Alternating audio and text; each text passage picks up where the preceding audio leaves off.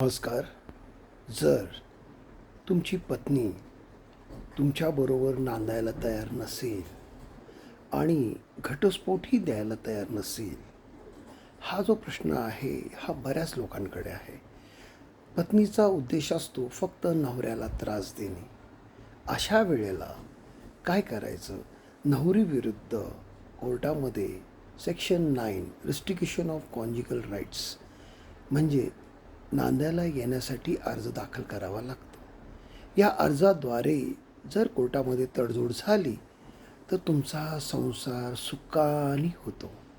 आणि जर कोर्टाच्या ऑर्डरचा उल्लंघन केला पत्नीने तर ते एक आपल्याला म्हणजे नवऱ्याला एक मोठं कारण मिळतं डिवोर्स घेण्यासाठी.